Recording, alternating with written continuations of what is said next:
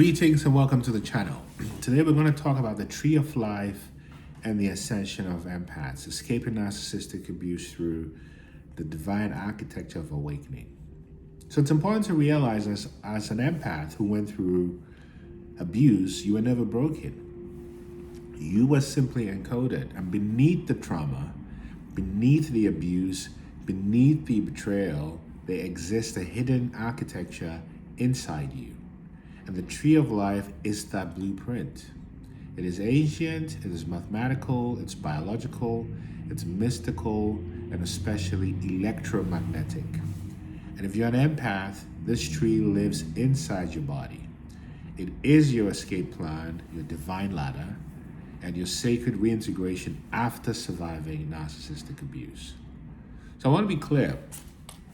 The tree of life, or Etz Chaim, originates in Jewish mysticism or the Kabbalah, but it predates language and religion. It actually really does. All truth does. All truth and spirituality predate religion. But this tree of life diagram is a multi-dimensional map of the human soul, the cosmic order, and the energetic nervous system. And in the tree of life, there are 10 sephirot, or emanations of divine energy. And I want to go through them and how it's relevant to escaping narcissistic abuse and ascending. These 10 sephirot are as follows. Keta, or the crown, which is the formless source of pure unity consciousness. Then there's Chokmah, or wisdom, which is electric insight, the seed of divine masculine energy. Then there's Bina, or understanding, which is a sacred container or the divine feminine matrix of form, feminine masculine. Then there's Chesed, mercy, or Chesed, which is overflowing compassion, abundance, and grace. Then there's Gebura, which is severity, or boundaries, strength, and judgment. Then there's Tiferet, which is beauty, the heart-centered balance, Christ consciousness, and harmony. And there's Netzach, which is victory, emotional persistence, and creative drive. Then there's Hod, or glory, which is for the mind, logic, communication, and symbolism. Then there's Yesod, which is the foundation, which is your subconscious mind, your dreams, and your sexual and creative energies. And then finally, there's Malkut, which is the physical world, the earth embodied. So you realize that the tree, which I've just described, is not linear, it's holographic. And it actually mirrors the spinal column. If you've seen the tree of life, the way it looks, it mirrors the spinal column and the vagus nerve. It also mirrors the 7 chakras, right? The nervous system's arborization and the structure of the atom with quantum superposition. So the tree of life looks like an atom with a quantum superposition. It looks like the spinal column, and it also looks like the chakras. What I'm trying to point out to you is everything is connected and interrelated.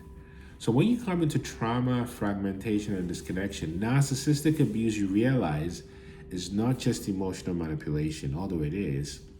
What it really is a soul fragmentation. It severs the energy pathways on this tree of life that I've just described that is within you. And the narcissist targets the empath because they instinctively recognize your access to the Tiferet, your sacred heart field, your spiritual center, see? And what they do as a result is they gaslight your memory heart. They flood you with chaotic emotion, Yesod, or Netzach, sorry. They keep you trapped in dysregulation, Yesod. And they pull you into fear-based dynamics. That's Malkut. And they do this because they interrupt the flow between your body, your subconscious mind, and your heart center. And this is what causes energetic stagnation and vulnerability to psychic manipulation. It fractures your inner tree. And you begin to lose your intuition. You begin to lose boundaries. You begin to lose self-trust. You begin to lose inner joy. And you realize that this is not accidental. It's actually energetic vampirism, because your tree is feeding the ground of the narcissist. And in this state, the empath becomes externally referenced, over-identifies with pain or responsibility, and confuses guilt with love, because they cannot hear inner divine guidance. And in short, what this means is the narcissist hijacks your sacred infrastructure. So how do you reclaim this? Well, to reclaim the tree of life is to restore your own inner technology. And this requires polyvagal recalibration, it requires somatic embodiment, and it also requires energetic realignment. And of course, to do this, you start at the base, Malkuth, you move to Yesod, where you track your dreams, and then ultimately you end up in the place of awakening your heart, Tiferet, using all kinds of coherent practices, breath work, practicing forgiveness, embodying presence through meditation, prayer, even vocal toning. And once your Tiferet is stabilized, and if I can help you with this, type transform in the comment section or book a free consultation on my website at innermileage.com. And once you begin to embody the vertical axis of divine energy, again, what it begins to create what is known in Vajrayana Buddhism as the Vajra channel, and in physics as the axis mundi. So you go even further and you realize that everything we're talking about isn't just spiritual woo-woo fluff. It's supported by the following. The work on polyvagal theory by Dr. Stephen Porges, which explains how the vagus nerve, which is what the tree looks like, and it's inside you, enables vertical integration of the body and the brain from Malkuth to Tiferet, right? Carl Jung's model of individuation maps out perfectly onto the tree, especially Yesod, shadow work, and Tiferet, self-realization. Then, of course, the work by Dr. Greg Braden in gene expressions and such references heart-brain resonance in the same way Dispenza does, as a state of coherence rooted in sacred geometries reflected in the tree. Then the work of Dr. Candace Pert on neuropeptides reveals how emotion is stored throughout the body, not just in the brain, which confirms your subconscious map.